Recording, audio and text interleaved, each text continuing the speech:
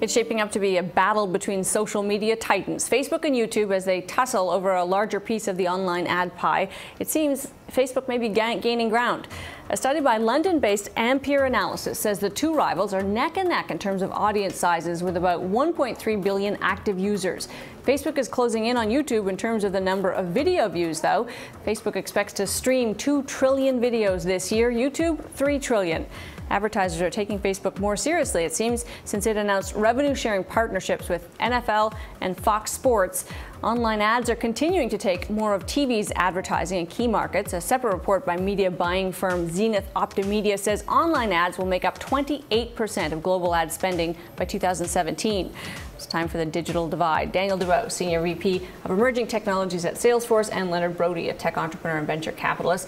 So Daniel, let's start with this notion of Facebook catching up that quickly. I mean, YouTube is video. It is what they do. When I saw 3 trillion, 2 trillion, I thought, holy cats, that's a pretty fast move on Facebook's part. So let's just focus on kind of like, are they that successful that quickly? Well, I think they're becoming very successful. Let's keep in mind how people use those, right? So there's almost 1 billion people using YouTube, but they go there just for video. Right. So all these people who are going to Facebook are going for videos that they see in their feed, but they're going for lots of other reasons as well. So you got to make sure you're measuring apple for apples. I think YouTube's still a very, very strong player in online video.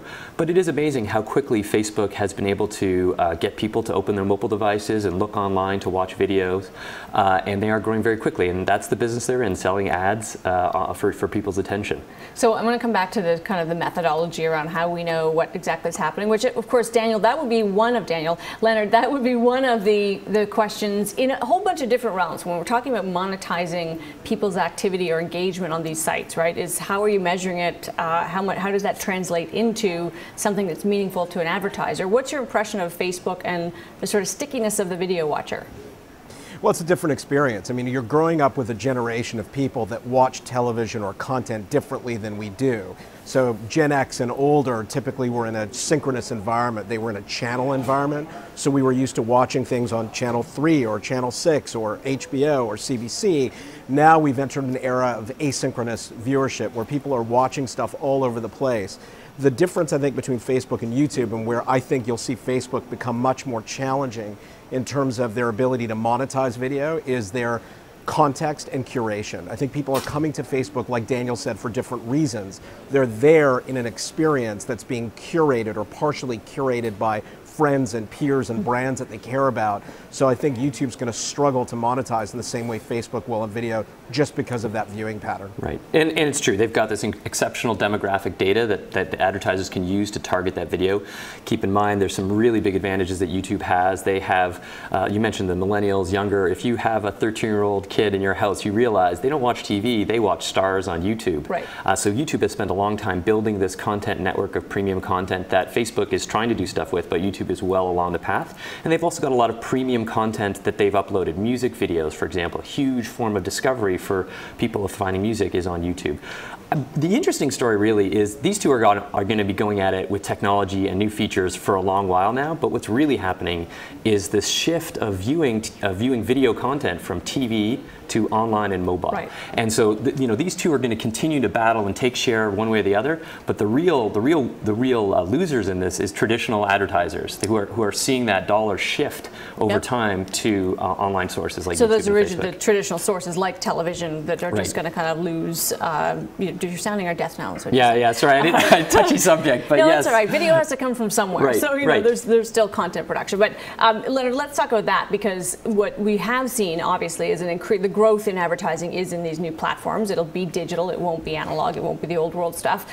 But is it going to be as lucrative? In other words, is it a one-for-one that the same advertiser who would have spent millions on television will move over to a Facebook? Are they spending millions, or are they spending hundreds of thousands?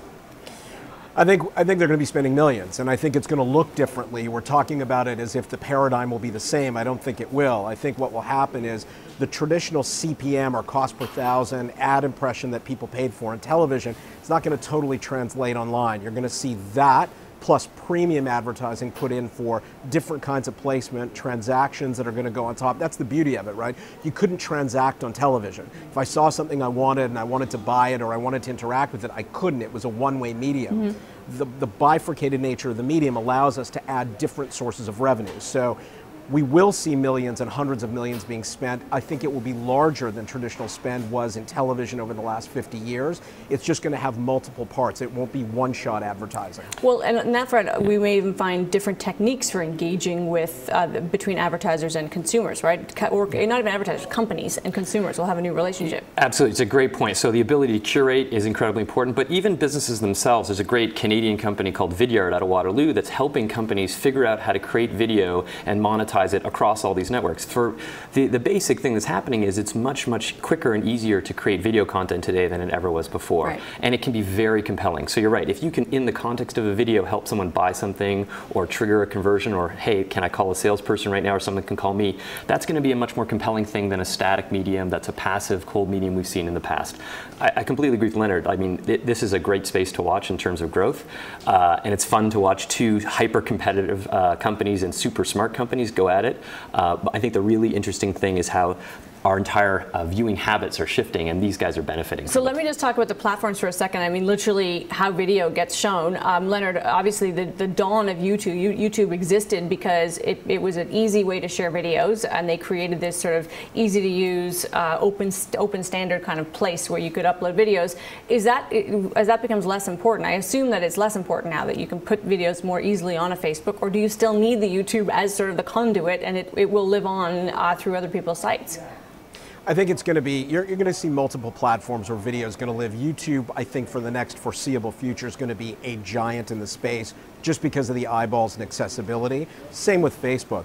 But this is really, I mean, we should make no mistake about it, this is television's blockbuster moment, meaning we are now at the turning point. This has been talked about for 15, 20 years.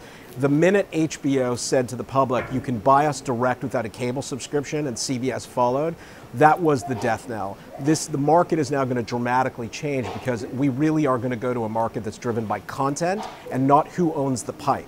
So the pipe is no longer what's going to be valuable. So whether it's YouTube or Facebook, they'll be players, but it's the guys and the people who produce the content that are going to be much more valuable. Yeah, I mean, for traditional broadcasting, it felt like we went from there's an iceberg ahead to the symphony playing on the deck. Yeah, I don't want to. I mean, I actually cut the cable this week for me, so this is playing out in real time.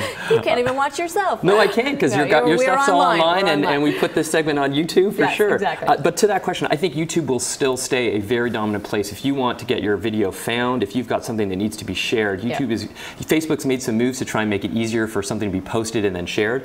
But keep in mind, Facebook still, that the benefit is they know who you are, but the downside is you have to be logged in. So YouTube has this benefit that you can really put content up quickly, and it's got the broadest reach, and also distribution channels. Lots of other companies embed Facebook videos in their content. But again, we're talking... sorry, embed YouTube, but not Facebook yet. Yeah. We're talking about video in the same way we talked about video in the 1990s, which is about a playable space. Yes. The fact that you're on YouTube and press a button and play something, that paradigm will die. And Facebook has been very brilliant about how they're talking about instant articles, where there will be no load times. The video will go direct to device. There will be no load factor. There'll be no clicking play. A lot of that you're seeing in Facebook now, which is why you're seeing them climb. So we also need to remember the paradigm of watch, click, play, pause is also changing dramatically. All right, we've got to leave it there. I know we'll talk about it again. Thanks to you both, Leonard Brody, Daniel DeBow. Thanks.